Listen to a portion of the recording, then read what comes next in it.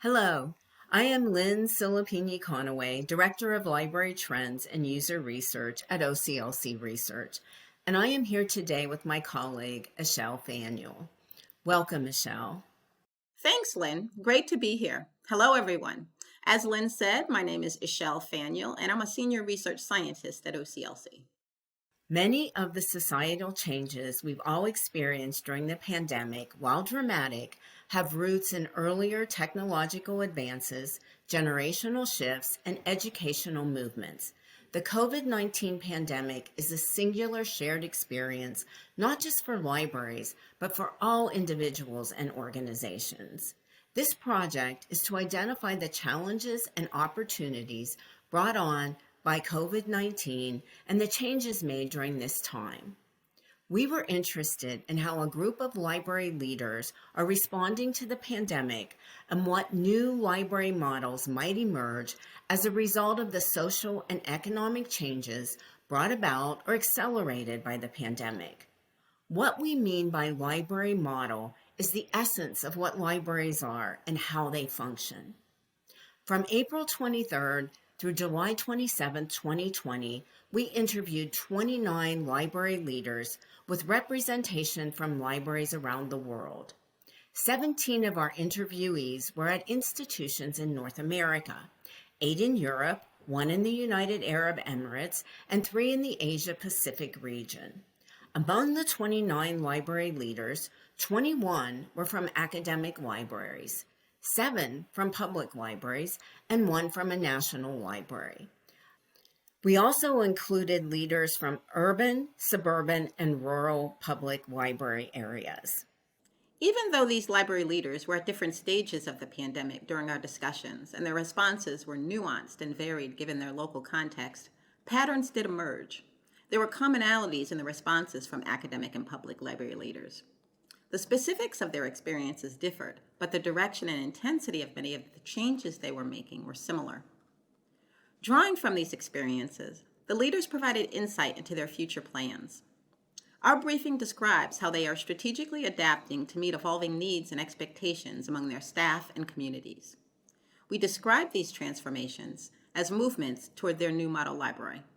Throughout the COVID-19 pandemic, library leaders adapted to rapidly changing community and institutional needs by quickly recreating work environments, reassessing collection priorities, and reimagining community engagement activities.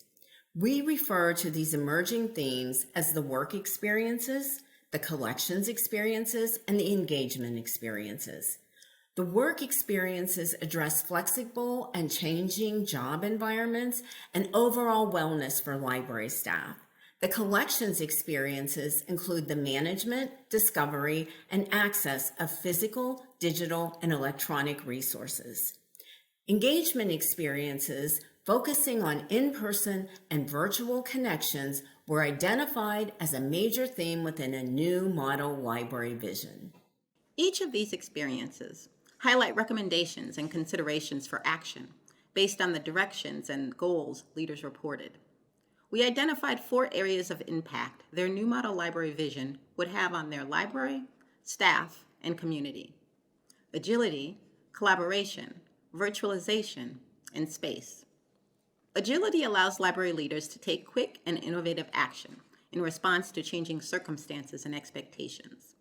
During the pandemic, training was key to helping library staff adapt to new work environments and service delivery models, as a public library leader explains in this quote. In the future, library leaders want to provide opportunities for staff to develop more versatile skill sets. Through cross-training, staff will be able to move more easily between tasks and responsibilities and improve communication and coordination. By developing additional cutting-edge skills, they'll be better positioned to adapt library operations and services to meet community needs. Adapting to staffing changes, whether sick days, extended leaves, fluctuations in service, or the development of new services, is also more feasible. To accomplish this, leaders have to plan and prioritize learning opportunities with staff year to year to communicate expectations, maintain a curriculum, and ensure the time and resources are dedicated and protected. Collaboration is about working with stakeholders to lead change within libraries. institutions, and communities, as evidenced in this quote from a public library leader in Canada. Partnering is not new to library leaders. They relied on it heavily during the pandemic. Looking toward the future, they want to boost the value of the engagement experiences they create in ways that are beneficial for them, their partners, and the community they support. They want to do more to coordinate complementary expertise and resources that provide more integrated, full-service solutions to their communities. For instance, public libraries that provide expertise and resources to job seekers, partnering with employment agencies and interview coaches to help people secure employment. Leaders are looking to work alongside their partners to host activities in different locations to reach more people. They want to create a network of engaged partners that support common goals and cross-communication efforts that highlight the value and impact each brings to the relationship. This research university library leader in the UK discusses the importance of creating digital spaces comparable to those created for physical spaces. Virtualization involves expanding online library experiences for staff and the community. Library closures and restrictions on physical gatherings pushed many community engagement experiences online during the pandemic. This led to a surge in the demand for digital materials and called more attention to the digital divide. Nevertheless, the utility of digital resources during this time helped to change staff and community mindsets. Leaders saw the need to engage with their communities virtually as they move forward and want to provide a more strategic hybrid approach to virtual and in-person experiences.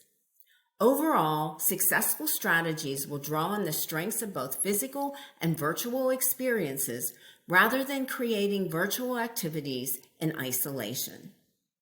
A suburban public library leader in the Netherlands describes transforming the physical library as both a place for individual and personal space and for social and interactive gathering and a community space. The pandemic reaffirmed the value of libraries' physical spaces. Building closures highlighted the importance of treating library spaces as a service that supports people coming together to use the library for different purposes. Despite increased use of digital resources, online services, and virtual programming, leaders strongly emphasized the essential role of physical spaces for their communities. They plan to find new ways to engage within the library's physical presence and to redouble efforts to make spaces more welcoming for people to gather. The leaders recognized the need to hire, support, and train staff who can address diversity, equity, and inclusion needs, and noted the importance of leading all staff members and developing cultural humility. We've shared some of the changes that library leaders are taking into the future, but they shouldn't be taken as absolutes. There are no universal right answers. We expect each library to choose what to pursue based on their local context. With the uncertainty of budgets, staffing, social and economic changes, evolving community and stakeholder needs and expectations, we also expect the changes will continue to evolve. As the work, collections, and engagement experiences continue to change, so too will the 4 areas that impact new model library visions: agility, collaboration, virtualization, and space.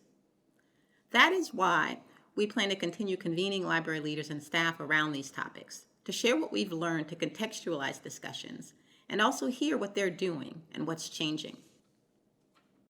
We want to thank the library leaders who took the time to talk to us about their new model library vision, and our colleagues at OCLC who supported and provided feedback over the course of this project. Special thanks go to our co-authors, who you will no doubt see and hear from as we continue to work in this area. We will publish our findings as an OCLC briefing. We plan to continue to explore the visions of a new model library by offering discussion groups, webinars, and virtual focus group interviews with library leaders and staff. Again, thank you for joining us. We look forward to continuing this conversation with you and to learn about your new model library.